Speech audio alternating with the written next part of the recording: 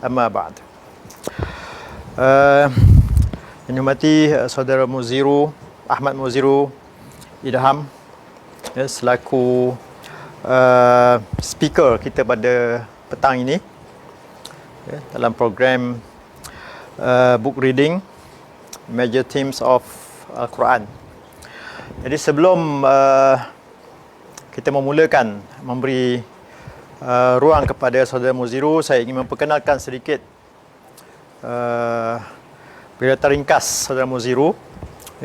Beliau Ahmad Muziru Idham, merupakan fellow penyelidik di Islamic Renaissance France, berkelulusan ijazah sarjana muda dalam kajian antarabangsa dan sarjana dalam bidang analisis strategi dan keselamatan.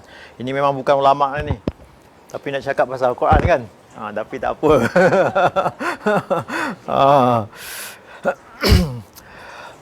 Sekarang beliau bekerja sebagai pegawai penyelidik di Institut Diplomasi dan Hubungan Luar Negeri. Dan beliau lah merupakan penterjemah kepada karya Fazlur Rahman ini, iaitu Major Themes of the Quran. Sebelum saya menyerahkan mikrofon ini kepada saudara Muziru, saya ingin buka sedikit minda kita bahawa Al-Quran ini adalah kitab suci yang Allah turunkan untuk sekalian manusia. Sekiranya Al-Quran itu hanya boleh difahami oleh orang Arab ataupun orang yang pandai berbahasa Arab sahaja boleh faham Quran, maka seolah-olah mesej untuk sekalian manusia itu tak sampai. Jadi tak mungkin Al-Quran ni hanya boleh difahami oleh orang Arab ataupun orang yang boleh menguasai bahasa Arab. Cuma mungkin ada sedikit perbezaan lah. Macam juga bidang-bidang, orang yang bidang kedoktoran dia boleh faham mendalam kedoktoran, dia tak boleh secara mendalam bidang agama. Bidang agama pun mungkin banyak bidang lagi yang tak faham. Jadi Al-Quran itu sebenarnya bukan buku agama. Al-Quran bukan hanya semata-mata buku agama. Ayat hukum sekitar 500 sahaja. Lain daripada itu ayat tentang alam, tentang manusia, tentang geologi. Ulama tak boleh faham. Orang yang pakar bahasa Arab pun tak boleh faham tentang ilmu geologi, ilmu veterina. Doktor yang boleh faham tentang kejadian manusia secara detail. Dan bila saya baca contohnya satu ayat surah Ar-Rahman tu, sekejap Muziru, sabar boleh nak menunjukkan bahawa ulama tak boleh faham semua ayat Quran. Yang kita anggap ulama mesti faham semua ayat Quran. Keseluruhannya dia faham, tapi ada juzuk-juzuk tertentu yang ulama tak boleh faham. Contohnya dalam ayat surah Ar-Rahman, fa idzan syaqqatis samaa'u fakanat wardatan kaddihan. Saya tengok tafsiran ulama dahulu, dia hanya terjemah ajalah. Apabila berlaku letupan di angkasa, di langit sana, di langit, maka dia menjadi seperti red rose. Itu je dia terang macam tu je. Maksudnya terjemah aja daripada, kalau bahasa kepada bahasa Melayu, terjemah macam tu ke bahasa Melayu. Wardatan kaddihan. Rose yang berkilau-kilau. Tapi selepas Hubble, kamera yang NASA punya tu, Hubble nama kan? Yang paling the most powerful kamera tu. Dia rakam objek letusan itu pada sekitar tahun 2000 tak silap. Memang rupa dia macam tu. Oh, boleh faham. Rupanya di sana banyak letusan-letusan. Para ulama boleh menerangkan tapi tidak mendalam. Dia tak dapat gambarkan macam mana. Zaman dulu belum ada kamera.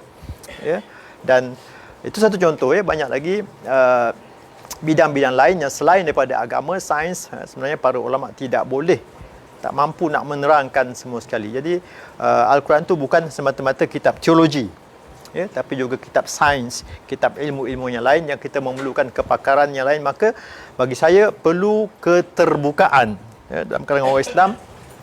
Kalaupun ada orang yang bukan bidang agama, dia nak huraikan, okey, boleh dengar dulu, apa pandangan-pandangannya. Tak boleh kita terus menutup pintu mengatakan mereka tak layak. Tak boleh, sebab Quran bukan hanya untuk diturunkan kepada Rijaluddin, agamawan. Diturunkan hudan linnas, sebagai pedoman untuk sekalian manusia. Jadi itu saya punya mukadimah saya. Maka saya mungkin Muzirul boleh tenang hatilah, dia sudah ada kelayakan lah sekarang untuk bercakap. Bila saya bidang mengatakan demikian kan, senang saja, harapnya lah gitu kan. Ya. Jadi kita hari ini kita nak mendengar perkongsian daripada saudara Muzirul tentang, sebab beliau pun terjemah. Saya pun tak baca habis, saya tak sempat nak baca habis buku Fazlur Rahman tu, buku yang hebat ya. Ulama Pakistan yang mungkin oleh tradisionalis dicap sebagai liberal lah ya, tapi itu kesilapan kita mudah label ya, tanpa kita baca, tengok dulu, dengar dulu apa yang dia kata ya. Jadi saya membuka peluang kepada saudara Muzirul untuk berkongsi. Tak ada. Dan terus saja ya, untuk berkongsi mungkin dia punya kesimpulan lah, ataupun apakah the major themes ya, tema-tema utama tu.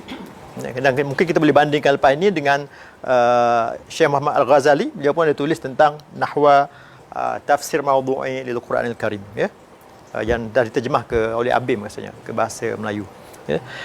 Maka tanpa melengahkan masa, saya mempersilakan saudara Muzirul untuk berkongsi.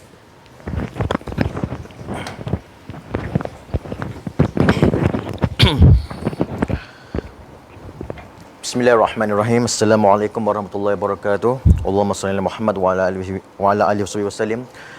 Terima kasih kepada Ustaz Ali Muda sebagai moderator dan juga director kepada Islamic Radar Zamfran. Sebenarnya saya duduk kat sini pun segan-segan juga sebenarnya, sebab yang ada di sekeliling saya ni bukan orang biasa juga. Ustaz, sepatutnya Ustaz Ali Muda yang bentang buku ni, bukan saya. Macam Ustaz katalah, saya bukanlah ulama ada pengajar formal dalam agama. Saya ada mengikuti pengajar secara tidak formal lah, tapi kalau nak kata ada sijil ke apa, tak ada, saya tak ada sijil pasal agama. Dan cumanya saya nak berkongsi tentang buku Major Themes of the Quran, karangan Fazlur Rahman, seorang tokoh sebenarnya dalam kalangan student, penuntut ilmu pengajian Islam, confirm memang kenal. Paling tidak Fazlur Rahman kena kenal. Paling tidak pun, kalau tak kenal Fazlur Rahman, tak tahulah nak kata pengajian Islam kontemporari itulah yang di universiti bagainya, tapi tak kenal Fazlur Rahman itu agak pelik lah, janggal lah. Biasanya orang akan kenal, sungguhnya dengan nama pun dah cukup lah. Sebab dia, Fazlur Rahman ni adalah antara tokoh Islam kontemporari yang menjadi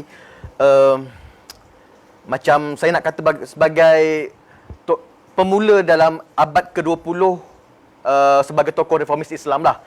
Di mana sebelum itu dah ada Jamaluddin Al-Afghani, dah ada Muhammad Abduh, dah ada Syekh Ahmad Ridha.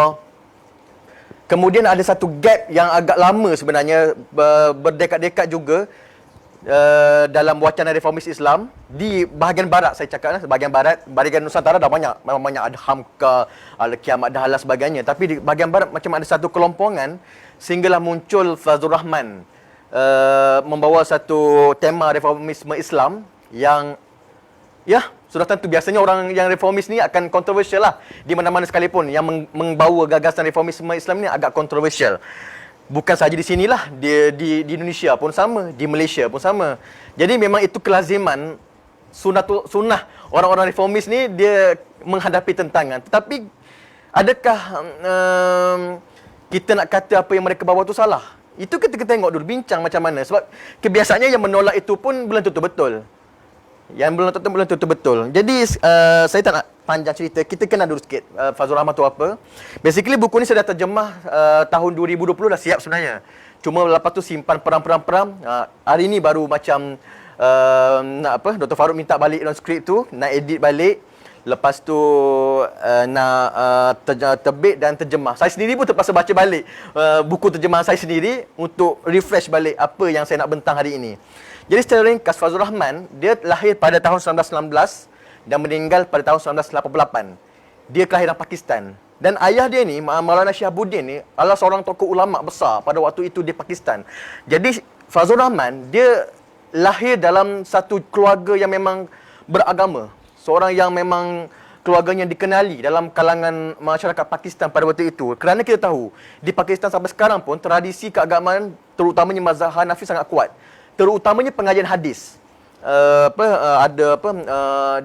Deobandi dan sebagainya. Ramai juga ulama di Malaysia juga lahir ataupun berstudi di Deobandi di Pakistan. Dan Fazlur Rahman adalah salah seorang yang berada dalam kalangan masyarakat pada waktu itu yang kuat agama. Kemudian disambung pengajian di Universiti Punjab dalam bahagian bahasa Arab. Sebab itu kalau nanti saya akan terangkan macam mana Fazlur Rahman dalam menulis buku Major Themes ni, macam mana dia huraikan istilah-istilah itu dengan nahwu bahasa Arab. Kita nampak kepakaran seorang yang pandai bahasa Arab apabila kita baca buku Major Themes ni. Kemudian Fazlur Rahman sambung pula di University of Oxford. Dia buat terjemahan dan syarahan kepada kitab Ibn Sina yang bertajuk An-Najah. Dia pasal psikologi Ibn Sina. Jadi dia terjemah dan dia syarah kepada kitab tersebut. Kemudian pada tahun 1990 dia mengajar falsafah Parsi dan Islam di Universiti Durham. Sehinggalah 1991 dia balik semula ke Pakistan. Presiden pada waktu panggil dia pulang untuk menjadi director di Central Institute of Islamic Research di Karachi. Kat sinilah orang panggil turning point kepada Fazlur Rahman untuk menjadi seorang yang sangat terkenal. Kenapa? Dia kena halau balik. Dia kena halau daripada negara dia sendiri. Sebab setelah dia menulis buku Islamic Methodology in History, satu buku sangat penting sebenarnya untuk mengenali Fazlur Rahman. Yang pertama kena baca Islamic Methodology in History yang diterbit pada tahun 1965. Kemudian Major Themes yang kedua, yang ketiga Islam and Modernity. Jadi setelah dia tulis buku Islamic Methodology in History tahun 1965, dia mendapat tentangan sangat kuat di Pakistan kerana pada ketika itu tradisi pengajian agama di Pakistan dia tradisionalis. Sampai sekarang pun ulama-ulama hadis sebagainya itu kebanyakannya tradisionalis. Dia menitik beratkan kepada turaf, kepada mazhab, kepada ikut apa yang sudah ada dalam kitab. Jangan cuba nak fikir balik, ikut je. Kerana pintu ijtihad dah tutup. Jadi, bila Fazlur Rahman dia tulis buku Islamic Methodology in History, dia mengulang fikir tentang sunnah, tentang ijtihad, dan dia kata ijtihad tak tertutup, ijtihad sentiasa terbuka. Jadi, pada ketika itu memang dikena tentangan sangat hebatlah pada ahli agama Pakistan. Kemudian dia terpaksa tinggalkan Pakistan, dia pergi ke US. Dia mengajar di Universiti Chicago 1999 sampailah dia meninggal dunia tahun 1988. Jadi meninggal dunia di US sebab Pakistan dah tak terima dia. Jadi baik, itu secara ringkas tentang siapa Fazlur Rahman lah. Kalau Google mungkin akan berdetail lah siapa Fazlur Rahman. Cuma hari ini saya nak lebih fokus kepada ni lah buku Major Themes of the Quran yang saya terjemah sebagai tema-tema agung Al-Quran. Yang mana kalau kita baca buku Major Themes of the Quran, kita akan bertemu macam mana Fazlur Rahman dia menghubungkan antara rationality Al-Quran dengan spirituality Al-Quran. Kenapa? Dia merasakan perlunya yang sebegitu. Kerana dia melihat pada ketika dia itu, dia berada dalam dua kelompok. Pertama, dia berada dalam kelompok agamawan, orang yang kuat dengan tradisi agama, yang menekankan hanya rohaniyah sahaja dalam Al-Quran, spiritual. Manakala dia berada di barat, dia berada dalam kalangan sarjana barat yang kebanyakan di sekelilingnya orientalis, yang mengkaji tentang Islam dan sebagainya, yang melihat dia rasa macam ada masalah kepada wacana orientalis barat yang mengakibatkan wacana Islam ni yang pertama tersasar daripada disiplin ilmu Islam yang tulen, yang kedua dry sebab terlalu rasional. Terlalu Islam tu dijadikan terlalu rasional, semua perkara hendak dirasionalkan, menyebabkan Islam tu menjadi kering.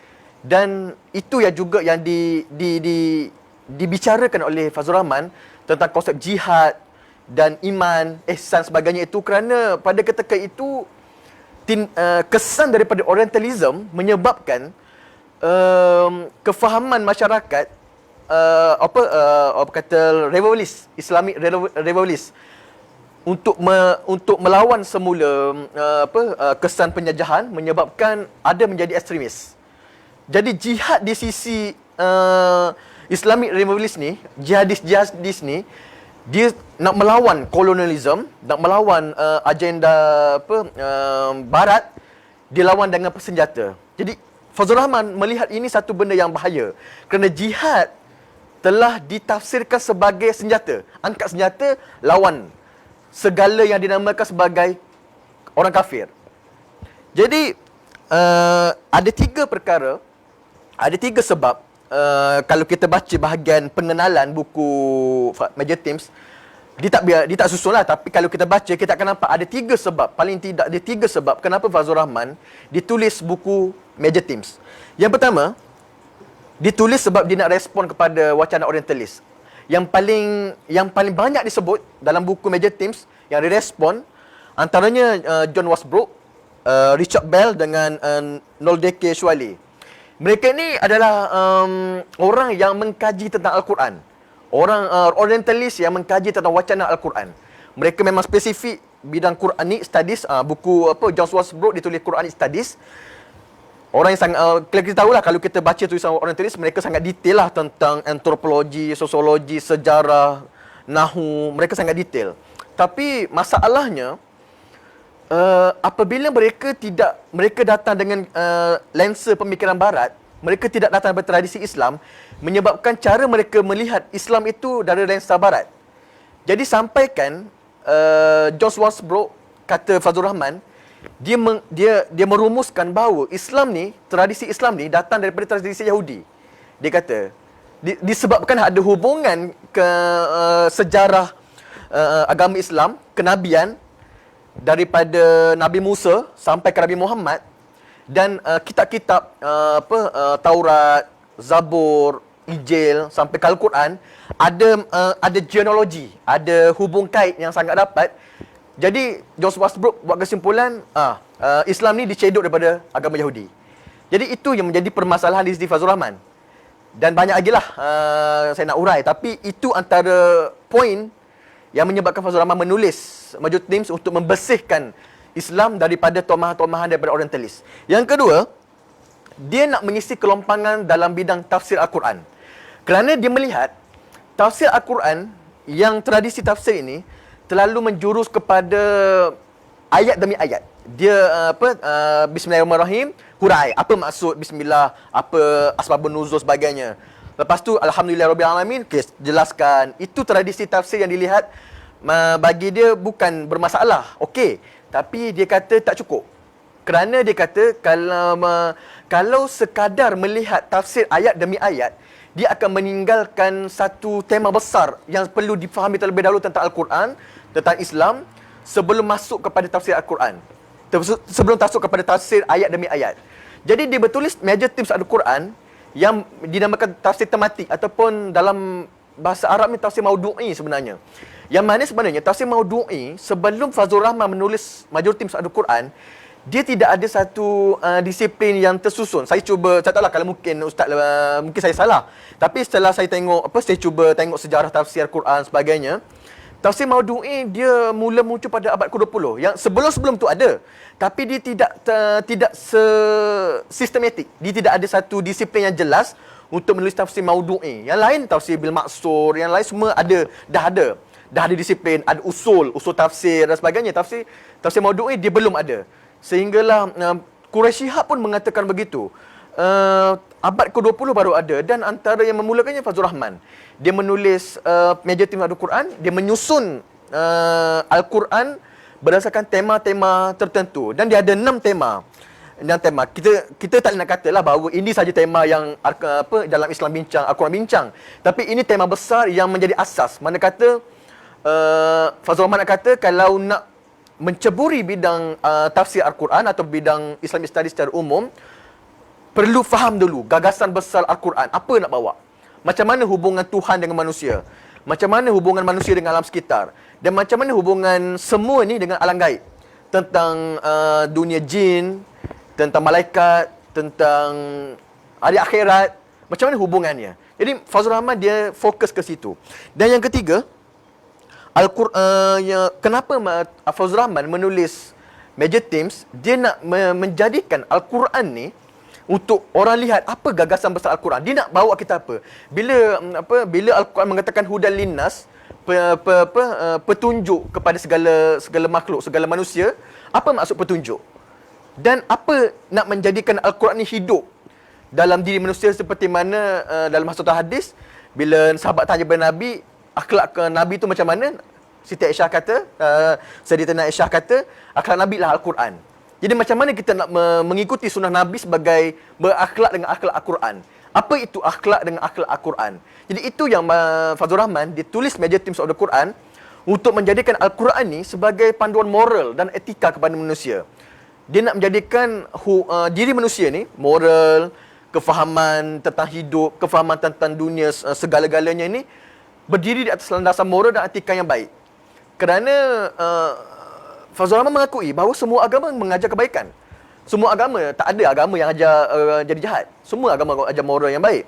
Tapi macam mana Al-Quran, Islam secara khususnya ini, mengajar moral kepada diri manusia. Jadi itu yang dibawa oleh Fazlur Rahman dalam buku Major Themes of the Quran. Jadi itu tiga perkara, tiga sebab utamalah Fazlur Rahman menulis Major Themes of the Quran. Jadi saya nak masuk kepada apa isi kandungan Major Themes of the Quran. Dia ada 8 bab utama yang Fazlur Rahman tulis dan tambahan 2 bab sebagai lampiran. Cuma saya lupa nak cerita apa sebenarnya metod Fazlur Rahman dalam memahami Al-Quran. Sebelum saya masuk kepada buku ni, saya cuba ringkas terlebih dahulu apa metodologi Fazlur Rahman sampai dia menjadi, saya anggap mungkin bapa reformis Islam abad ke-20 lah kot. Sebab Fazlur Rahman dia tulis dia punya gagasan sampai mempengaruhi ramai tokoh Islam kontemporari. Antaranya kalau kita biasa baca Ibrahim Musa yang tulis buku kata pengantar kepada second edition Major Themes of the Quran, ataupun kepada Farid Ishaq, ataupun kepada Abdullahi Amir An-Naim, ataupun kepada Abdullah Sa'id yang banyak menulis tentang disiplin tafsir Quran, dan juga tokoh wanita progresif Islam Muslim Aminah Wadud juga. Dia kontroversi lah, tapi Aminah Wadud dalam bukunya Quran and Women, tak silap saya, dia beritahu pendekatan dipakai ni untuk mengkaji Al-Quran mengambil pendekatan daripada Fazlur Rahman, yang Fazlur Rahman namakan sebagai double movement. So saya secara ringkas, double movement teori Fazlur Rahman ni ialah untuk melihat teks wahyu sebagai pusat kepada perbincangan, dan untuk memahami teks wahyu dia perlu memahami juga apa konteks masyarakat Arab ataupun konteks zaman pewahyuan selama 23 tahun itu. 23 tahun itu memahami konteks masyarakat Arab, sosio-sejarah masyarakat Arab, linguistik sebagainya itu faham terlebih dahulu. Kemudian hubungkan antara teks wahyu, kefahaman kepada masyarakat Arab, sosio-sejarah masyarakat Arab kepada konteks hari ini. Supaya bagi Fazlur Rahman, supaya kita memahami Al-Quran secara nuansa yang sebenar nak sampaikan pada 1500 tahun lalu, dan kaitkan macam mana kita nak faham pula kepada zaman sekarang. Kerana zaman berubah, masyarakat berubah, nilai hidup berubah, paradigma masyarakat berubah, semua berubah. Contoh kita katakan zaman dahulu, zaman Kesultanan Melayu Melaka, Sultan bunuh rakyat. Macam mudah Sultan bunuh rakyat kan, kalau kita baca sejarah Melayu sebagainya kan. Seolah-olah macam tak ada law. Walaupun ada law, tapi adalah kelompangan tu. Macam mana boleh bunuh. Tapi sekarang nilai tu orang kata sesiapa pun membunuh berdosa. Tidak kira lah, kalau tak ikut law, kira berdosa. Ataupun adalah halangan yang banyak berubah. Ataupun dahulu masyarakat kita ini contohlah zaman 80-an, 60-an dahulu, mandi safar sebagai contoh. Soal masyarakat pada ketika itu mandi safar boleh. Tapi sekarang bila orang dah mula memahami Al-Quran, memahami agama, mandi safar tak boleh. Sebab itu kira kepada yang karut khurafat. Jadi nilai kepercayaan masyarakat itu dah berubah. Jadi Fazlur Rahman dia nak tekan ke bahawa perlunya Al-Quran difahami pada konteksnya pewahyuannya itu, dan hubung kaitkan dengan konteks sekarang. Itu yang dibawa oleh Fazlur Rahman dalam Major Themes of the Quran. Dia nak bina, kalau kita buat segitiga macam ni, wahyu ke atas, kemudian konteks pewahyuan Al-Quran dan konteks masa kekini. So dia ada hubungan kait yang sangat rapat. Ketiga-tiga ni mesti berada dalam lingkungan yang sama, perbincangannya mesti berada serentak. Kalau kita tinggalkan salah satu, dia akan lompang. Kalau ambil konteks sahaja, tinggalkan teks, kita tak jadi bincang Islam secara betul lah. Tapi kalau ambil teks sahaja, tinggal konteks, dia akan menyebabkan kita faham literal. Ambil teks saja, ambil ayat demi ayat saja, tapi tinggalkan konteks, dia akan jadi literal.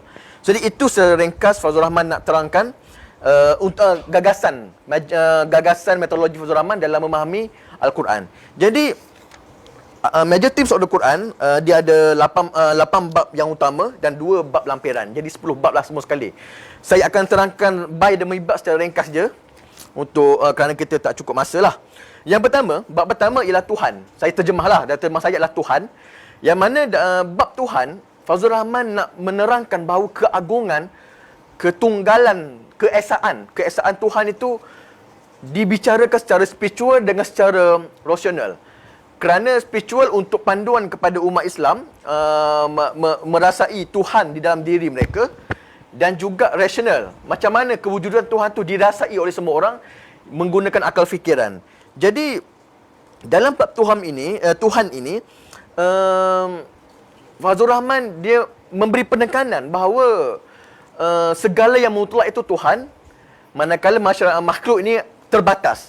Tetapi tidak semestinya terbatas itu sampai segala-galanya sudah ditentukan oleh Tuhan. Ini yang dikritik oleh Fazlur Rahman dalam Major Themes. Dia kata kalau definisi qadar itu adalah maksudnya segalanya telah ditentukan oleh Tuhan, maka apakah pula kebebasan manusia untuk membuat pilihan? Jadi ini yang Fazlur Rahman kata, kalau kita terlalu bergantung kepada qadar semata-mata, maka kita akan dijabariah lah. Segala-galanya dah tentukan oleh Tuhan, maka kita ni tak payah buat apa-apa. Itu akan jadi masalah kat situ pula. Tapi kalau kita menolak juga qadar Tuhan, kita akan menjadi seorang yang macam bebas daripada ketuhanan, menyebabkan kita rasa kita bebas nak buat apa saja kerana kita rasa kita ada pilihan, kita ada kebebasan mutlak. Jadi Fazlur Rahman dia di tengah-tengah. Dia nak menekankan bahawa memang Tuhan telah menetapkan segalanya untuk manusia, tapi manusia diberi pilihan dan akal yang berbeza daripada makhluk lain untuk membuat keputusan. Jadi Fazlur Rahman dia membezakan antara qadar dengan nasib. Sebab ramai orang menetapkan bahawa qadar itu maksudnya nasib manusia. Tapi tak, dia kata kerana nasib ni adalah pilihan manusia. Kita ni ada pilihan untuk buat something. Contoh kalau kita nak diberikan 2 jenis air sirap, air Milo. Pilihan kita untuk tentukan nak minum air apa, nak minum air sirap kan air Milo. Dan kita tahu yang mana kita boleh terima. Sometimes kita allergic dengan air Milo, kita ambil air sirap. Sebab kita akal kita, pengalaman kita dah boleh cerap, dah boleh ambil keputusan untuk menentukan apa yang terbaik untuk diri kita. Dan Tuhan telah mengetahui segala-galanya. Kita yang membuat pilihan. Jadi kalau kita di akhirat nanti dimasukkan ke syurga ke masuk neraka ke, itulah pilihan kita. Bukan Tuhan yang telah menentukan kita dekat mana. Tuhan tahu kita kat mana, tapi Tuhan memberi pilihan untuk kita buat pilihan nak masuk untuk ke mana kehidupan kita ni. Jadi itu secara ringkas bahagian bab 1 Tuhan. Bab kedua, manusia sebagai individu. Yang ini perbincangannya agak menarik kerana kat sini Fazlur Rahman banyak mengkritik kalam. Dia kritik Asy'ariyah. Sebab Asy'ariyah lah paling banyak dikritik secara tak langsung. Ada yang sebut satu ayat saya langsung, tapi secara tak langsung dia banyak kritik Asy'ariyah kat situ. Dan di mana dia menolak predeterminism, ataupun saya terjemah sebagai penetapan azali, fitrah. Dia bukan tolak fitrah itu apa yang telah berada dalam qadar Tuhan, tapi dia menolak something yang macam yang saya kata tadi, pasal segala-galanya telah ditetapkan oleh Tuhan. segalanya telah ditetapkan daripada azali oleh Tuhan. Dia tolak yang benda itu, dan dia membicarakan soal takwa juga sebenarnya. Kerana takwa, kebiasaan kita menterjemah takwa sebagai takut kepada Tuhan. Dan Fazlur Rahman tidak menyalahkan terjemah tersebut, tetapi dia mengkritik pandangan sarjana orientalis barat. Sebab orientalis barat, bila dia bincang soal takwa, takut kepada Tuhan, dia macam kita takut kepada serigala, takut kepada hantu. Dia seolah macam tu, seolah dia nak orientalis kata orang Muslim ni orang Muslim dia beragama Islam sebab dia takut Tuhan macam takut pada hantu. Seolahnya Tuhan tu sebagai entiti yang diktator. Dia nak paksa orang ikut Islam. Jangan keluar, jangan tersasar, kena ikut. Jadi Fazlur Rahman dia menolak konsep itu kerana dia kata definisi takwa ataupun takut pada Tuhan itu ia adalah takut kita terhadap kesan-kesan yang kita boleh berfikir apa daripada tindakan kita itu. Itu orang takwa, dia kata. Orang bertakwa ialah orang yang berfikir dan orang yang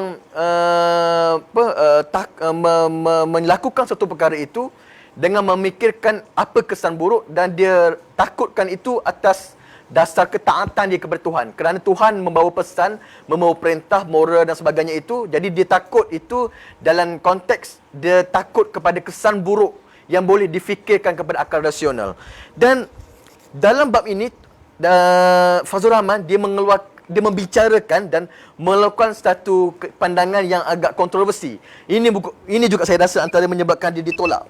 Kerana menurut Fazlur Rahman, dia menolak konsep syafaat.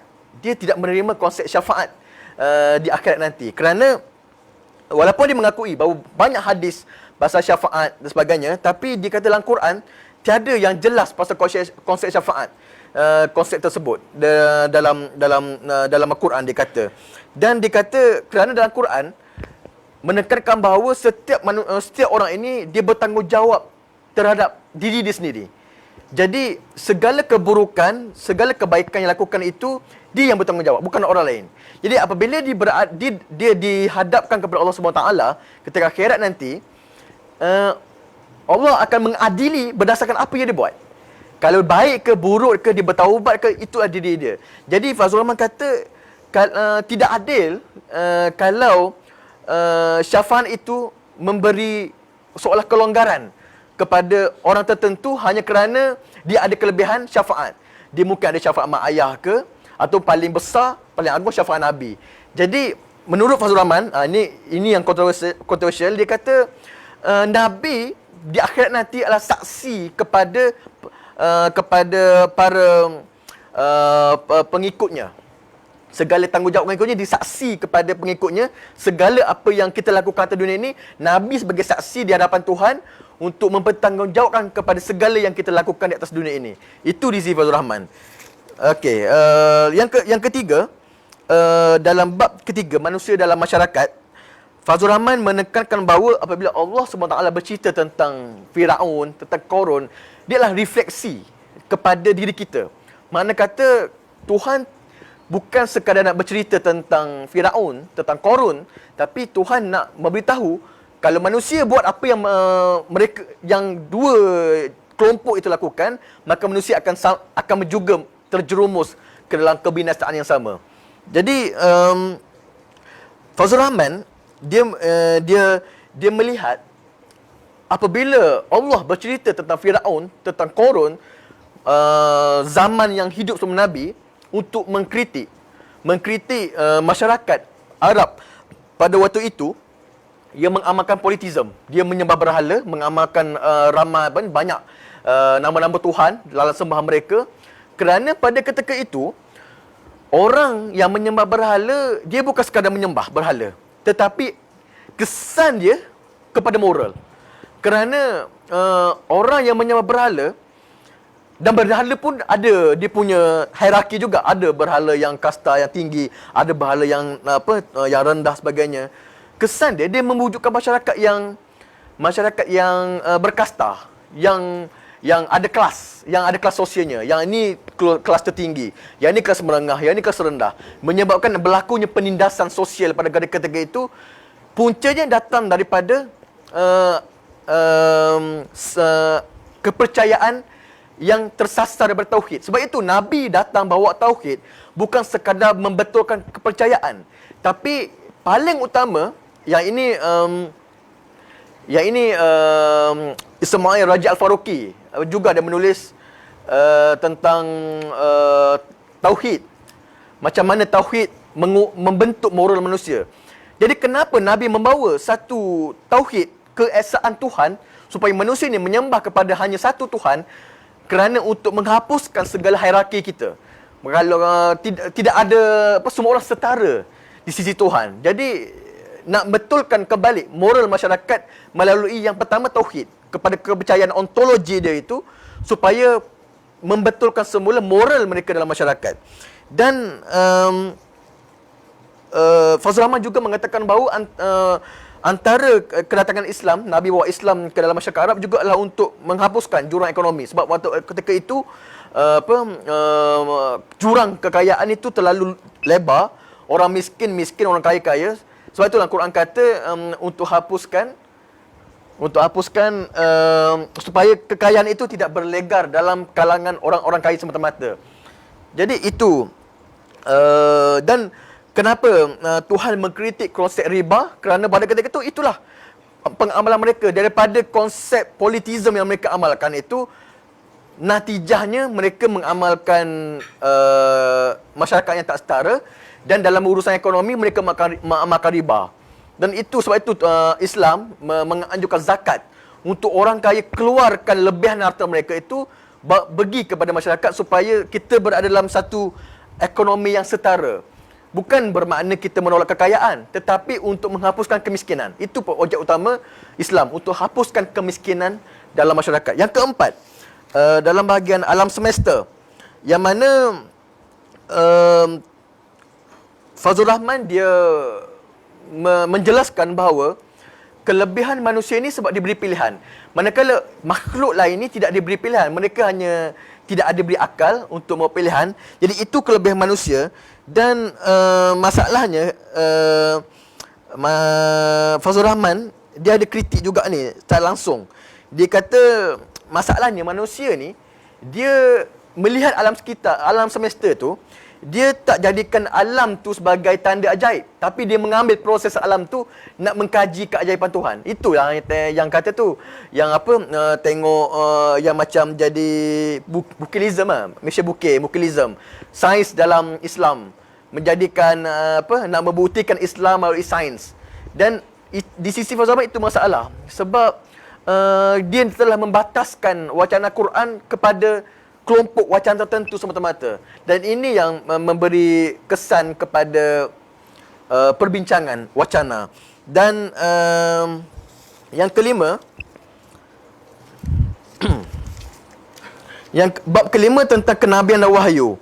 Yang ini juga pandangan kontroversi kedua Fazlur Rahman. Sebab dia kata wahyu yang sampai kepada Nabi ini, kalau kita mengatakan bahawa wahyu itu disampaikan oleh malaikat Jibril kepada Nabi, kemudian Nabi sampaikan kepada masyarakat dan jadi Al-Quran kan, tulis jadi Al-Quran. Tapi kata Fazlur Rahman, bukan malaikat Jibril yang sampaikan wahyu, tapi roh, wahyu itu datang dalam bentuk roh yang menjadi diri Nabi itu sendiri. Sebab Al-Quran dan diri Nabi adalah satu entiti yang sama. Cuma sahaja wahyu itu sampai kepada Nabi dalam bentuk ilham dan dibuka melalui perantara malaikat Jibril dalam kata-kata. Dan kat sini juga saya memikirkan bahawa di sini juga ada masalah jugalah. Saya sendiri pun tak setuju dengan Fazlur Rahman dalam aspek ini. Kerana Fazlur Rahman tidak terlalu memberi tumpuan kepada wacana Quran ni, segala-galanya Quran, sampai dia tidak tengok hadis tu macam mana. Saya tak rasa Fazlur Rahman tak tahu hadis tu wujud pasal macam ni, tapi dia terlalu fokus pada Quran sampai dalam Quran dia kata tidak ada dalam Quran yang menjelaskan tentang malaikat Jibril memberi wahyu kepada Nabi. Kerana setiap kali wahyu sampai kepada Nabi, ayat Al-Quran akan menggunakan kata roh. Yang mana roh, dan kalau dalam terjemahan Al-Quran, roh tu akan diterjemahkan sebagai malaikat Jibril. Roh yang membawa wahyu kepada Nabi. Tapi di sisi Fazlur Rahman, dia kata roh bukan malaikat Jibril. Tapi roh itu sendiri adalah ilham yang sampai kepada diri Nabi. Dan sebab itu, Fazlur Rahman katakan bahawa di sisi Fazlur Rahman, konteks Nabi itu sendiri perlu dikaji secara mendalam untuk faham agama. Memanglah dari sisi kita pun macam tu juga. Tapi Fazlur Rahman menekankan bahawa Nabi itu sendiri adalah Al-Quran. Jadi dia ada disiplin yang berbeza juga untuk memahami sunnah Nabi itu sebagai satu bentuk yang penting untuk faham Al-Quran juga. Yang keenam, dari sudut eskatologi, kiamat, yang ini biasalah kita pun sendiri pun memahami bila selepas kiamat ada hari pengadilan dan ada balasan syurga neraka. Dan Fazlur Rahman mengkritik ahli-ahli falsafah kalam yang berpandangan bahawa yang sampai di akhirat nanti hanya spiritual, roh saja. Jasad tak kan ada perbincangan kan, ada yang menerima jasad dan roh, tapi ada juga yang menerima bahawa hanya roh saja yang diadili di hari kiamat nanti, kerana jasad sudah lebur di muka bumi. Jadi Fazlur Rahman menolak pandangan tu. Dia kata roh dan jasad yang diadili di hari kiamat nanti. Yang ketujuh, syaitan dan kejahatan. Bab syaitan kejahatan ini juga topik yang menarik, kerana Fazlur Rahman dia bicarakan tentang soal jin, syaitan, tauhid.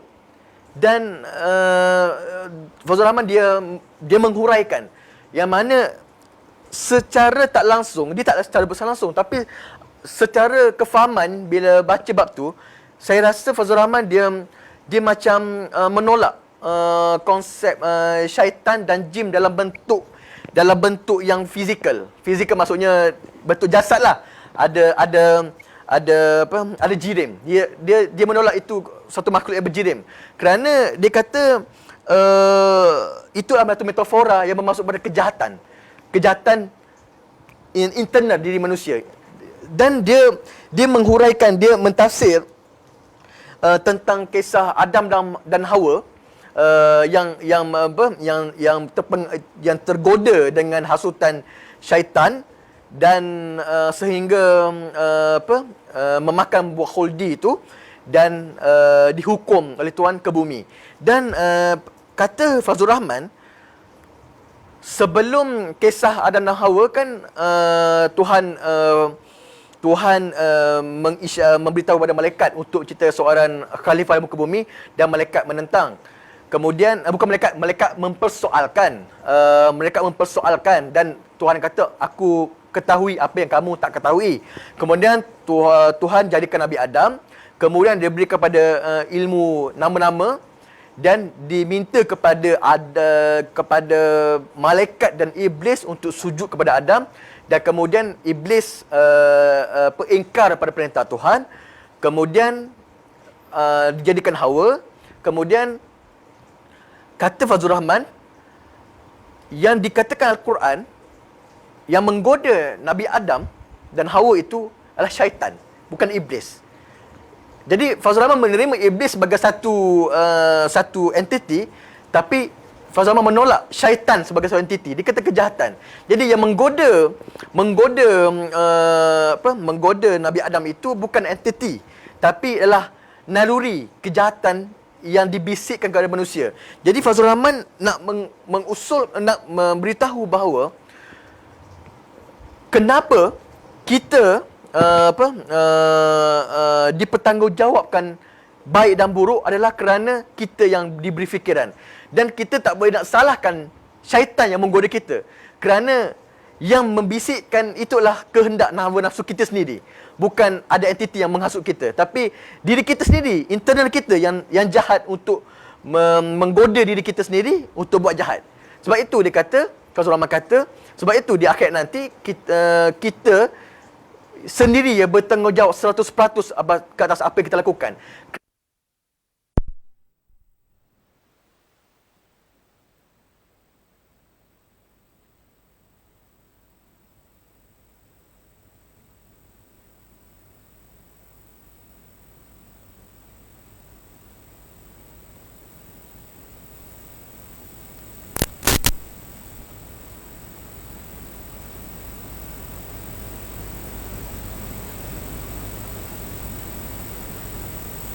daripada Kristian, daripada Yahudi. Tapi Islam itulah mandiri sebagai sebuah kepercayaan untuk masyarakat.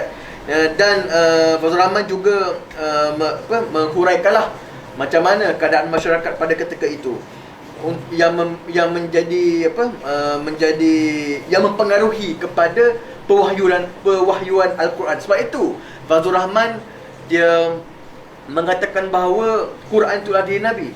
Kerana bagi Fazlur Rahman, Quran itu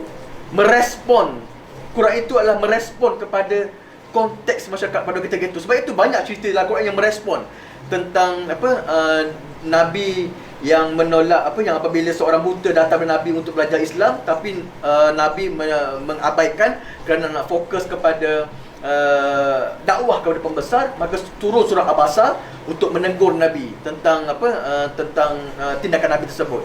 Kerana bagi Fazlur Rahman, Al-Quran itu merespon kepada konteks sosio-sejarah masyarakat pada ketika itu. Jadi wahyu itulah diri Nabi. Wahyu itu dari Nabi. Bukan maksudnya kesatuan, bukan maksudnya fahaman kesatuan Nabi Tuhan sebagainya, tapi wahyu itu adalah diilham kepada Nabi, dan Nabi sebagai manusia merespon kepada masyarakat. Dan sebab itu ayat Quran banyak respon-respon kepada kalau kita tengok asbabun nuzul, banyak respon kepada peristiwa yang berlaku dalam kalangan masyarakat pada ketika itu. Dan kemudian lampiran satu tentang situasi keagamaan bagi umat Islam dan di Mekah, dan lampiran kedua tentang ahli kitab dan kepelbagaian agama. Yang ini lebih kepada sisi Fazlur Rahman menerangkan tentang sosio-sejarah masyarakat Mekah pada ketika itu untuk memahami wacana Al-Quran itu sendiri. Jadi secara kesimpulannya, saya nak akhirkan pembentangan saya ini. Yang pertama, Fazlur Rahman menulis buku Major Themes of Al-Quran ini, pertamanya dia nak respon sebab dia merasakan bahawa wacana keislaman di barat pada ketika itu terlalu menyasar daripada disiplin keilmuan dan juga terlalu rasionalis, menyebabkan Fazlur Rahman merasakan bahawa perlu tulis satu buku yang bersifat fundamental kepada kandungan Islam itu sendiri, terutama kandungan Al-Quran untuk difahami, supaya masyarakat kalau nak faham Islam perlu faham apa tema-tema ini tentang Tuhan, siapa Tuhan, apa sifat Tuhan, tentang manusia kita ni siapa sebenarnya, tentang alam sekitar, alam semesta, kenapa Tuhan jadikan alam semesta, dan tentang makhluk gaib, kenapa ada makhluk gaib. Kalau baca buku Major Themes, dia akan nampak kenapa rasionalnya Tuhan menciptakan hal-hal gaib ni. Kenapa ada sisi rasional tu, Fazlur Rahman merasionalkan kewujudan taklah gaib. Dan yang kelima, tentang hari akhirat, tentang apa nasib kita di masa hadapan nanti. Dan yang kedua, Fazlur Rahman dalam buku ini, keunikan Fazlur Rahman Major Themes Quran yang saya lihat berbeza daripada kalangan kebanyakan ahli agama yang lain. Biasanya ahli agama dia menggunakan ayat Al-Quran sebagai bukti, evidence kepada hujah dia itu. Bagi satu bukti, kemudian menurut firman Allah gini. Tapi Fazlur Rahman dia tak melakukan metode begitu. Dia menjadikan Al-Quran itu sendiri sebagai hujah. Hujah maksudnya kita rasa bila baca buku Fazlur Rahman tu, kita rasa macam dia tak petik Quran pun, tapi adalah pandangan dia sendiri.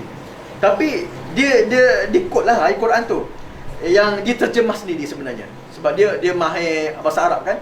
So dia terjemah sendiri ayat Quran ke bahasa Inggeris, dan yang digabungkan dalam perenggan dia menyebabkan kita rasa macam kita rasa macam dia tak petik ayat Quran, tapi sebenarnya penuh dengan ayat Quran, penuh dengan petikan ayat Quran dalam tu.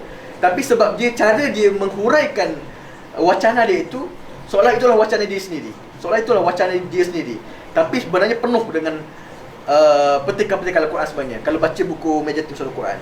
Dan yang ketiga, Fazlur Rahman nak membawakan bahawa Islam ini adalah seimbang antara spiritual dengan rasional. Ni seimbang, tak boleh dipisahkan. Tak boleh ambil spiritual saja, buang rasional. Tak boleh ambil rasional saja, buang spiritual. Kerana sisi kedua-dua ini yang menjadikan kita ini sebagai Muslim yang baik. Dia yang terakhir, seperti kata Fazlur Rahman, dia melihat Al-Quran itu sebagai petunjuk untuk menjadikan masyarakat yang adil dan bermoral. Kerana bagi Fazlur Rahman, isyarat ataupun benda utama yang Al-Quran nak sampai kepada masyarakat ialah menjadi orang masyarakat yang bermoral dan masyarakat yang adil. Supaya Al-Quran ini menjadikan kita sebegitu, sama ada adil di atas dunia ini ataupun adil di akhirat nanti. Jadi Fazlur Rahman melihat begitu. Jadi sekadar itu sahaja perbentangan saya. Mungkin ada benda yang kita tak setuju ke. Saya sendiri pun ketika menterjemah ini ada juga yang saya tak setuju dengan Fazlur Rahman. Tapi dia satu perbincangan yang menarik dan satu pandangan yang menarik di sisi Fazlur Rahman untuk mewacanakan tema reformisme Islam ni dengan lebih sistematik. Bila lebih sistematik dan lebih jelas untuk kita faham. Jadi itu saja saya serah pada Ustaz Ali Muda. Baik, terima kasih Saudara Mazrul atas pembicaraan tadi. Ada Ustaz mikrofon.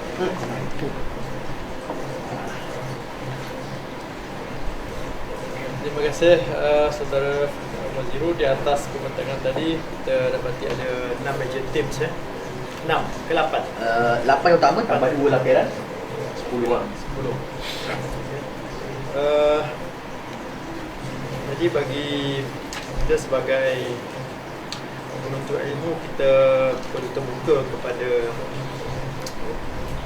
pelbagai sudut pandang bukan sahaja Fazlur Rahman. Ada kadang-kadang ada aspek yang kritikal ataupun yang agak orang kata kontroversi. Syekh Muhammad Abdul sendiri pun bagi beliau kisah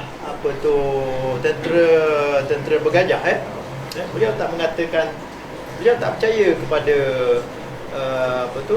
yang dikatakan sebagai menjadi ka'asfin ma'kul tu.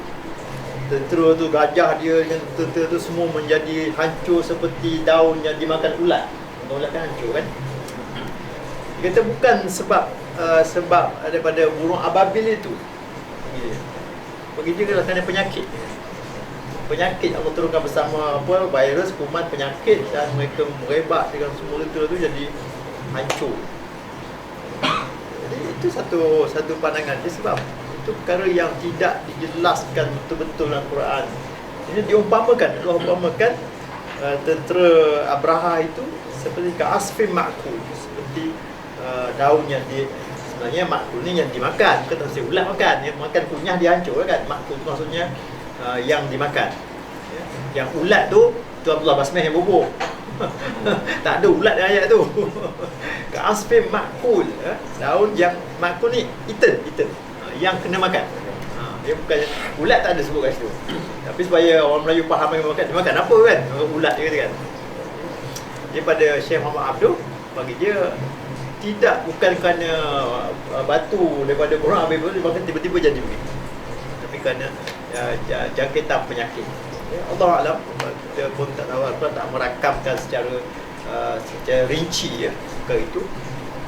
Jadi begitu juga mungkin dengan kontroversi tadi tentang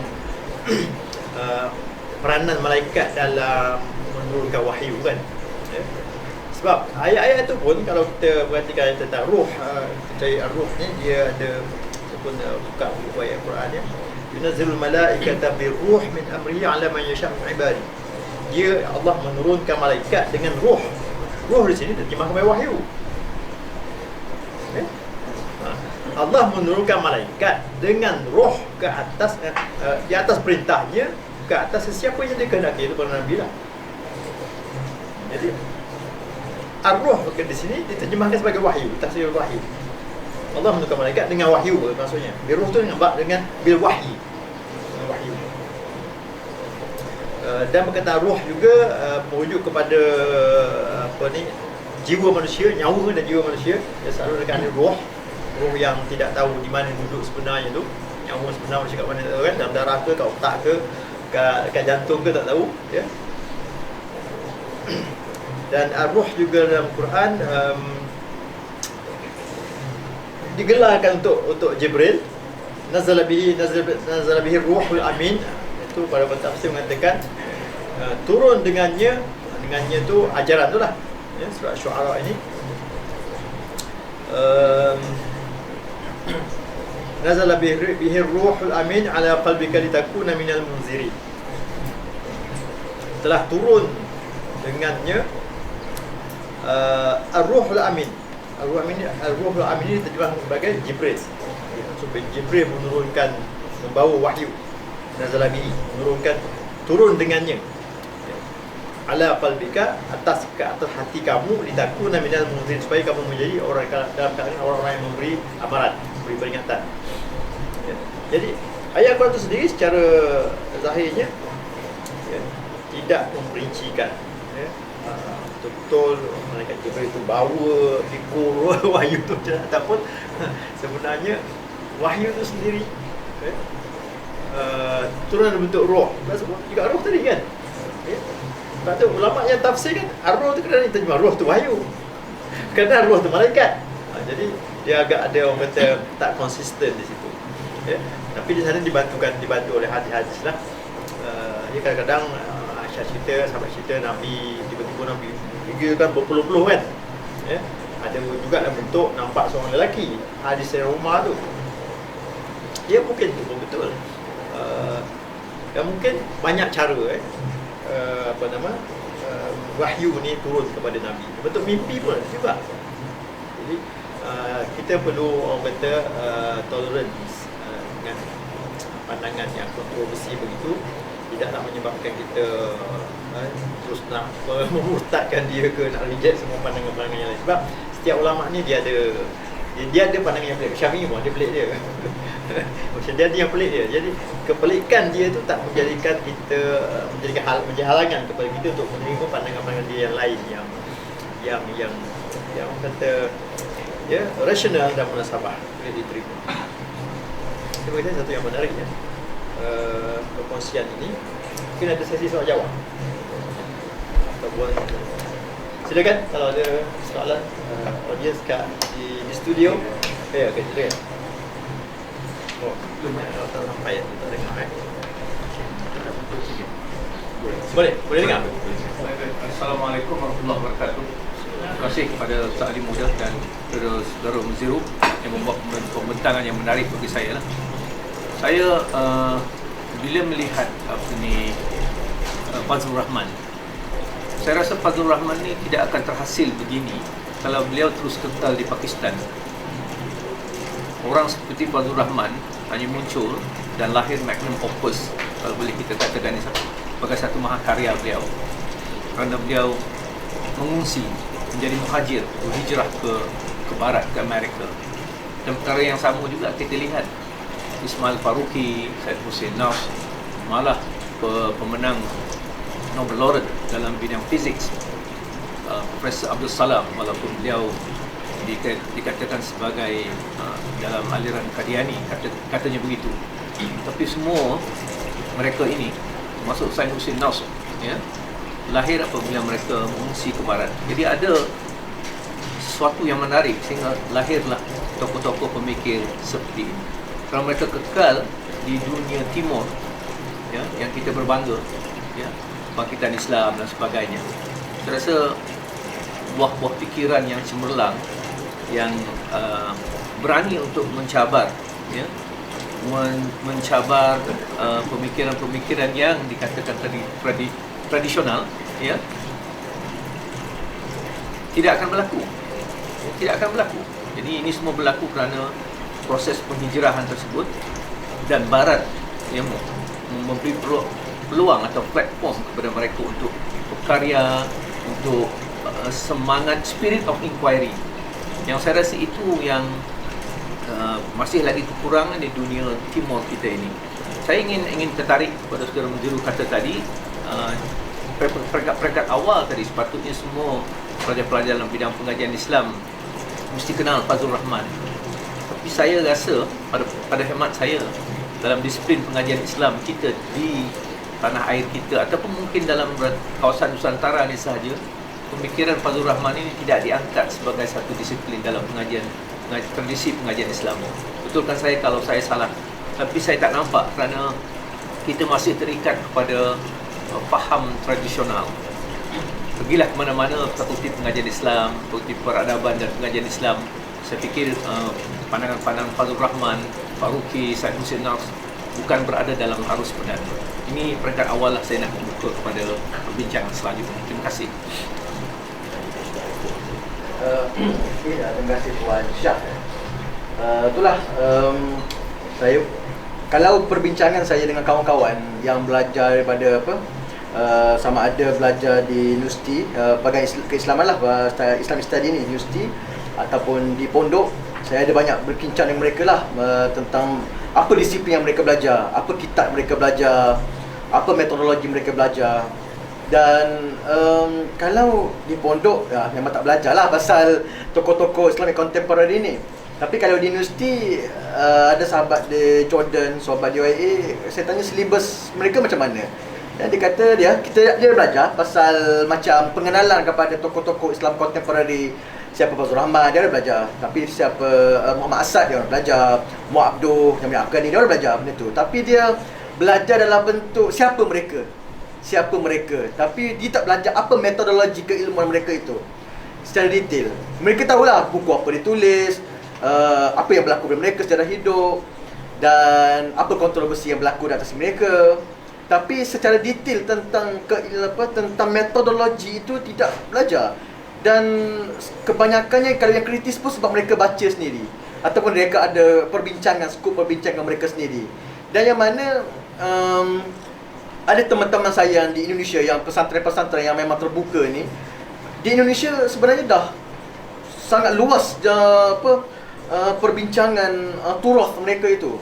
Kerana mereka belajar turath, belajar kat kitab-kitab klasik, kitab-kitab kuning sebagainya. Tapi mereka merasakan macam kita dah beres dah turath dan kita tak boleh nak sangkut kat situ je. Kerana kita hidup pada zaman yang sekarang yang mana kitab ratusan tahun itu sudah bukan tak relevan, tetapi ada yang sudah tidak up to date dengan keadaan sekarang, yang memerlukan kepada proses pemikiran semula. Dan macam mana nak memikir semula, kita perlu satu metod juga, satu metod baru. Kita faham, kita belajar usul tafsir, usul hadis, ada metod-metod untuk faham teks. Tapi apa metod nak faham konteks? Itu tidak diajar kepada student-student agama. Jadi kalau perbincangan saya mostly kepada kawan-kawan di Indonesia lah, pesantren mereka ini, mereka sudah sampai tahap belajar pasal Michel Foucault, pasal tokoh-tokoh falsafah barat, pasal Jacques Derrida, deconstruction, dan mereka menerapkan itu ke dalam proses keilmuan Islam mereka tersebut. Kerana mereka nak melihat supaya teks yang belajar, teks Quran yang sentral, tapi nak hubungkan turath dengan konteks semasa ini ke dalam perbincangan keislaman semasa.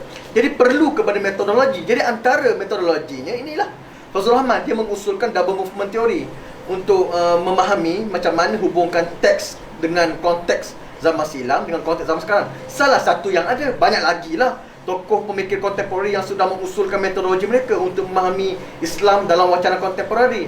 Jadi kalau pencerapan saya di Malaysia ini, kita masih lagi kekurangan kat situ.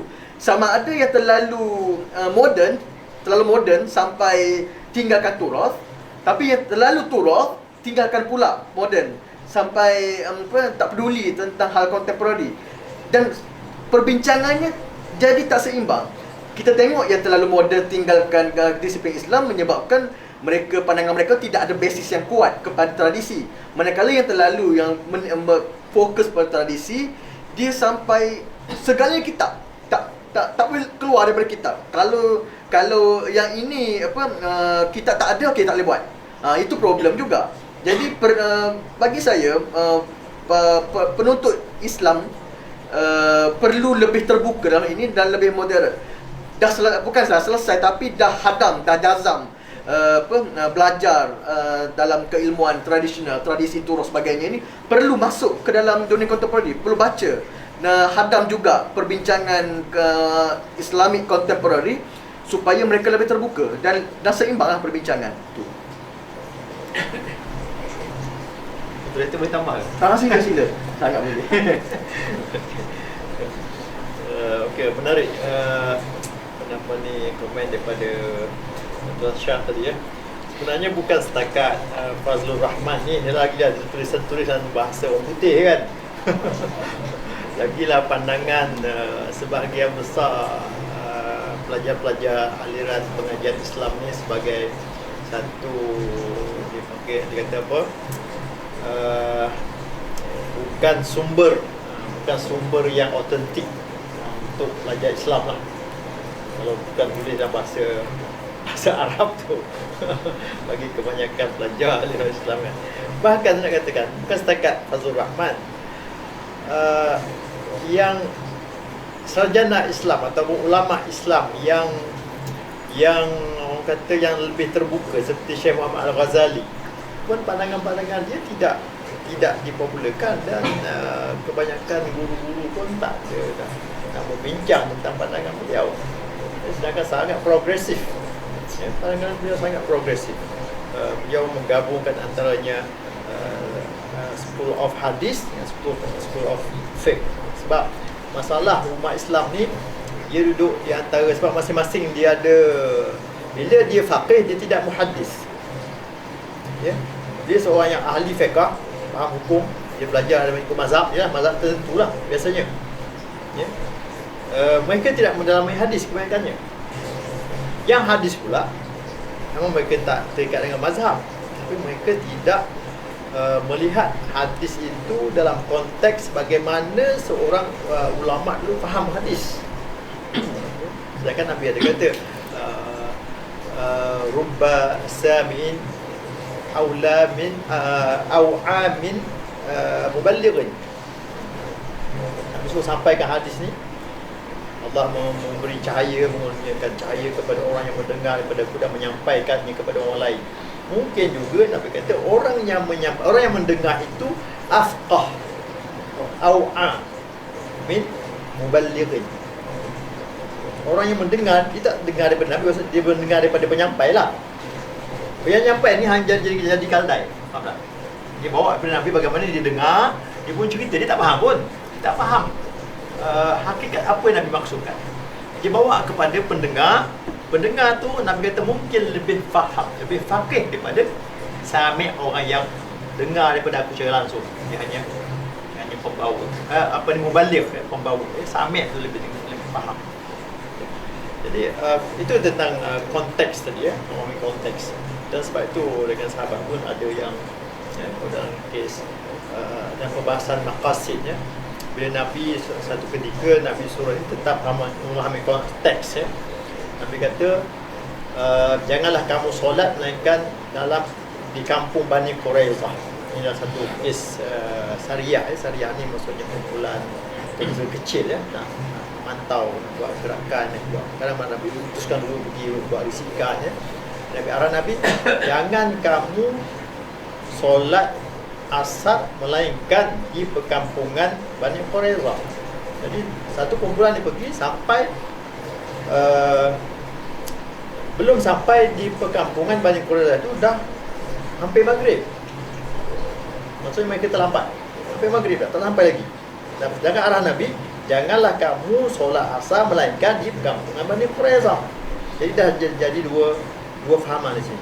Satu yang mengatakan bahawa, yang faham bahawa Nabi mesti suruh sembahyang asar, tak boleh sembahyang tempat lain, mesti kat Bani Quraizah. Maka yang tu sampai habislah waktu asar. Sebab maghrib pun sampai. Tapi yang faham berdasarkan maksud, tak mungkin Nabi mengarahkan semayang di luar waktu. Sebenarnya maksud Nabi arah tu supaya berjalan laju. Asar mesti sampai sana dah. Jadi mereka faham, kalau tak sampai lagi asar di perjalanan, semayang asar jalan lah. Jadi mereka semayang.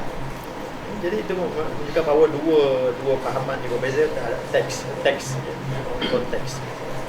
Pada kiranya yang sembahyang dalam perjalanan asar perjalanan tu dah betul. Dia tak mungkin Nabi suruh tinggal solat asar kan.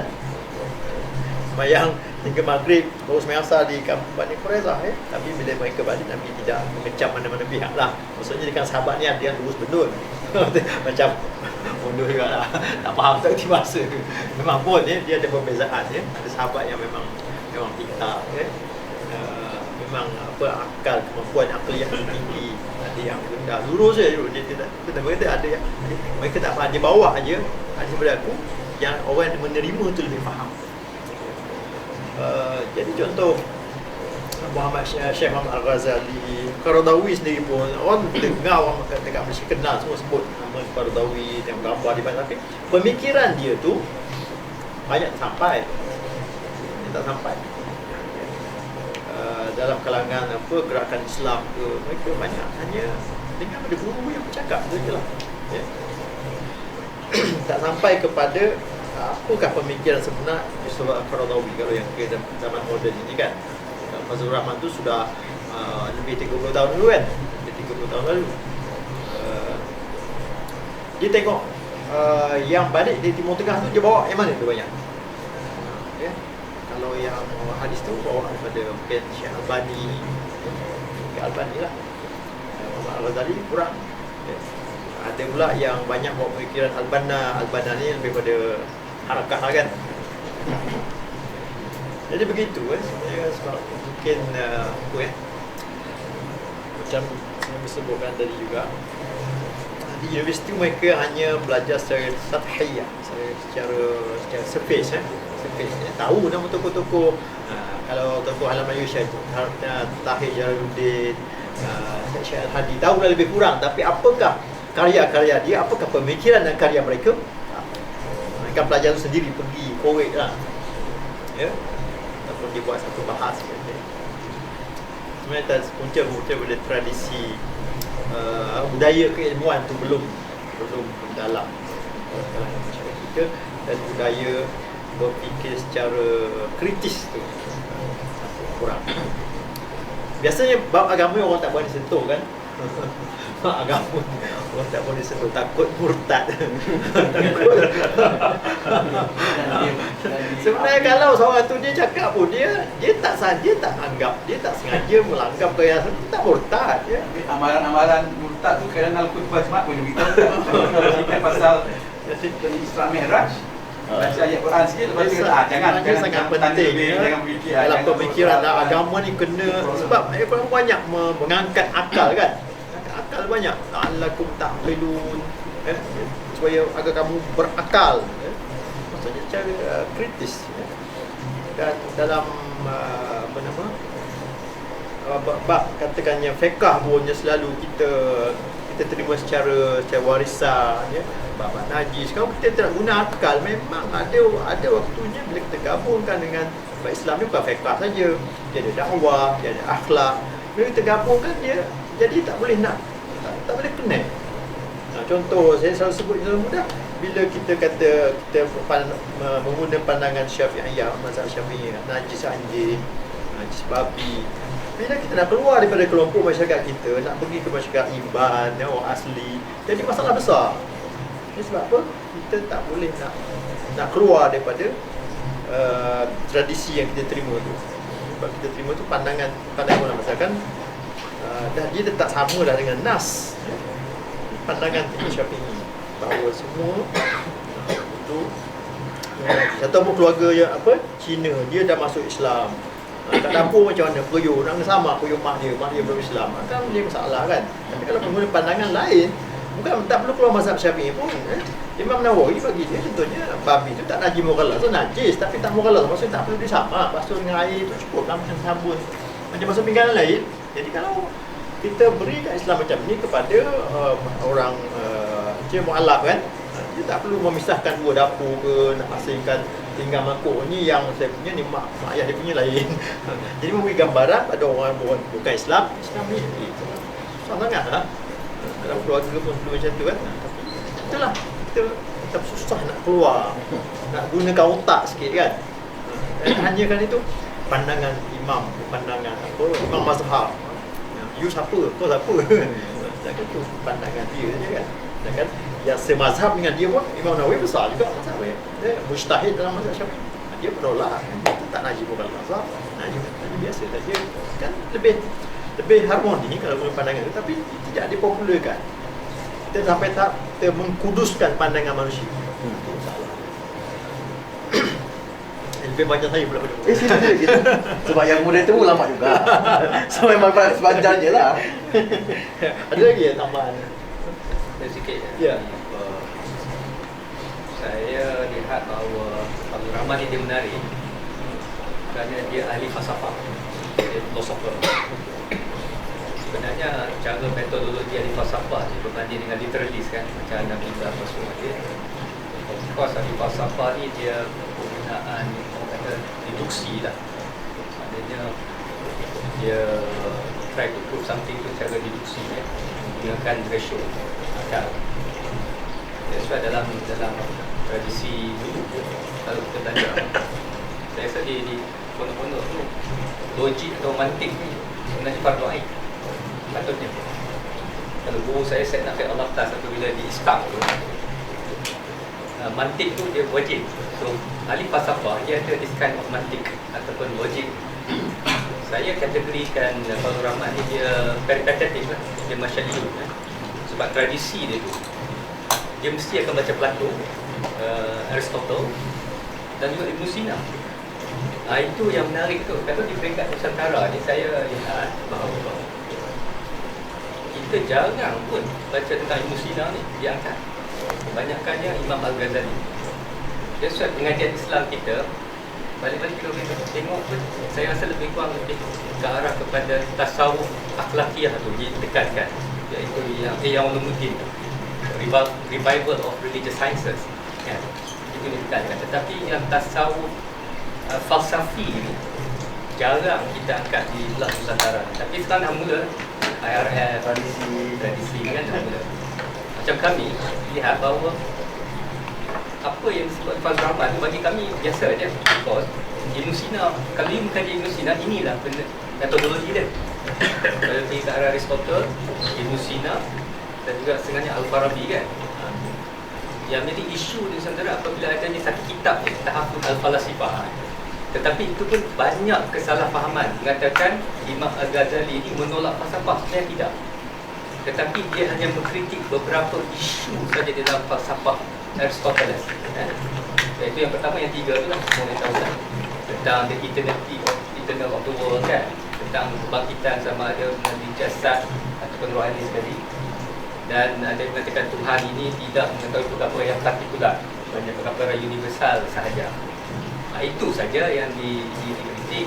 Tetapi masalahnya kita interpret, Imam Al-Ghazali menolak falsafah, menolak cara metodologi deduksi. Ini salah. Kalau kita baca Mishkatul Anwar, semua metodologi falsafah itu ada dalam kitab Mishkatul Anwar yang ditulis oleh Imam Al-Ghazali sendiri. Saya baru baca juga kitab kitab At-Tafriqah Baina Zindiqah wa Islam. Kalau kita lihat, Cuma kita kata nak mengkafirkan orang ni cukup kecil sekali dia ni. Kerana kefahaman ni, contohnya kita faham tentang wujud ni, tentang konsep wujud kan, tentang filsafat wujud. Wujud ni pun ada berbagai jenis, wujud hissi, wujud zihni, wujud zatihi kan. Maknanya kalau kita faham salah satu wujud itu tak boleh kata kafir. Kadang-kadang ada orang fikir wujud tu wujud hissi saja, maknanya bukan wujud zat. Maknanya kita faham tak boleh kata dia kafir. Masuk salah satu konteks wujud ni, semuanya muslim. Itu pada keluasan ilmu Imam Ghazali, kadang-kadang kita interpret tu kadang-kadang salah. So pada pandangan saya, mengapa Fazlur Rahman ni dia menarik. Yang kedua, Fazlur Rahman ni dia menjadi pencetus kepada beberapa tokoh-tokoh komite yang kontemporari, terutama di Malaysia juga. Guru saya sendiri, Profesor Muhammad Zaini Osman, study sendiri ada Fazlur Rahman, staff. Profesor Wan Muhammad Daud yang membawa satu budaya sekarang di Hakim, KC dengan Syed Naqib sebagainya kan. Di Indonesia kita ada Amin Rais, kita ada Cak Noh, Faris Majid kan. Itu sumbangan Fazlur Rahman tu, maknanya anak-anak murid dia menjadi lah meneruskan orang kata apa budaya ilmu di Malaysia dan juga di Indonesia. Maknanya special Fazlur Rahman. Cuma saya nak tutup sikit. Guru saya pernah beritahu ke saya, dia pernah mendengar Fazlur Rahman bercakap, sebenarnya di Malaysia ada jenis di sini. Dia kata siapa dia? Syed Naqib Allah. itu datang daripada mulut Fazlur Rahman sendiri. Ada guru saya, Profesor saya ni belajar tahun 1988-87 macam tu, sebelum dia meninggal jantungan. Itu saya tutup sikit lah, hanya kelebihan Fazlur Rahman. Terima kasih.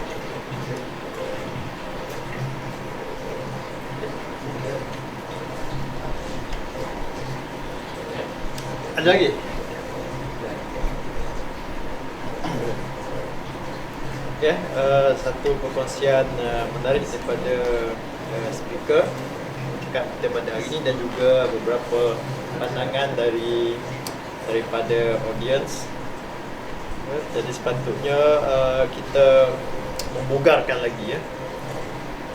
Mungkin ramai yang pernah mendengar nama Fazlur Rahman, ya. Cuma tak ramai orang yang mengkaji pemikiran dia, dan mungkin dia orang Malaysia dia tak menganggap beliau sebagai seorang ulama, ya. Mungkin sebab itu pemikirannya kurang diberi cakna ataupun diberi perhatian, ya. Jadi RAF menganjurkan program-program yang macam ni, menonjolkan, ya, tokoh-tokoh reformis, tokoh-tokoh yang di luar aliran tradisionalis, ya. Sesuatu yang usaha yang wajar dipuji. Dan saya teringat sebagai akhirnya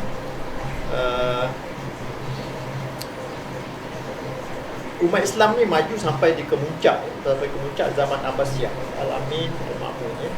Kemuncak di perpustakaan Baitul Hikmah. Cuma jika kebetulan atau tidak, yang pastinya selepas pemikiran umat Islam dibebaskan zaman Bani Umayyah, mereka kontrol ulama ni yang boleh bercakap tentang Quran, hadisnya hanya golongan agama. Maksudnya tauliah masa tu ketat lagi lah. Sekarang pun tak ada kan. Ya. Tapi selepas Bani Abbasiyah, mereka nak rampas kuasa daripada Bani Umayyah, mereka memberi ruang banyak kepada orang-orang bukan Arab, ilmuwan-ilmuwan yang bukan Arab. Sebelum tu dikawal semua, kawal ketat. Sebab mereka nak selarikan semua pemikiran agama tu yang menyokong Bani Umayyah. Jadi cara Bani Umayyah nak bangkit, mereka mesti mendapat sokongan. Walaupun Abbas tu asalnya orang Arab juga, Arab Quraisy juga, tapi mereka lebih terbuka kepada orang Atrab, orang Turki, orang Kurdi, orang-orang Islam yang bukan orang Parsi, yang bukan bangsa Arab. Jadi selepas mengamalkan keterbukaan itu, barulah umat Islam ni maju.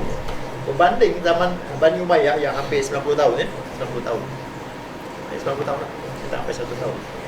Masa tidak tersebut melainkan teknologi, mungkin kapal layar tu adalah kan, nak mengentas, nak pergi ke Pulau Cyprus dah ada dah, tapi teknologi sains tu belum betul-betul wujud dibahas secara serius dalam masyarakat Islam. Pada zaman Abbasiyah barulah, ya, penterjemah sangat biar, ya, kerajaan memberi habuan yang istimewa kepada golongan penterjemah, golongan saintis. Zaman itulah munculnya Ibn Sina, sebagainya sains lah, ya. Apa lagi, Biruni ke, abad-abad itu, ya. Dan ketika itu dunia Islam pun dikenali macam hari ini. Orang Islam pergi ke UK ke pergi ke US tu sambil dibangga, Zaman tu orang Italy, ya, orang daripada yang bersepadan Spanyol, ya, boleh pergi ke dunia Islam, ke Baghdad dan juga ke Andalus. Andalus lah kisah bagi Bani Umayyah lah. Dan berhijrah tu mereka berubah. Mereka dah pergi ke Andalus, selatan Spanyol tu. Mereka dah berubah, mereka bina ketamadun di sana. Dan mereka juga macam ada persaingan antara Baghdad misalnya. Jadi wilayah ini dikerumuni oleh bangsa-bangsa yang bukan Islam untuk belajar ilmu. Sehinggalah di barat pun kenal kemajuan, ketamadunan, mula memperkatakan bahawa bumi ni bukan flat, bumi ni sphere kan, sehingga barat memenjara, bahkan membunuh, membakar, ya, antaranya Galileo Galilei, ya, kan, kerana tradisi Kristian bumi ni flat, tak boleh tafsirkan lain pada yang gereja restui. Tapi mereka belajar pada dunia Islam, lalu barat pun, ya, dapat menumpang kemajuan ini. Jadi sebenarnya kita tak perlu takut untuk membebaskan sikap manusia berfikir, ya. Orang kita rasa kita benar, kita membimbing, berkongsi kebenaran itu, tak perlu mengawal secara ketat pemikiran manusia, sehingga mereka menjadi kaku, beku dan kaku. Bagi saya begitu. Wallahu a'lam bishawab.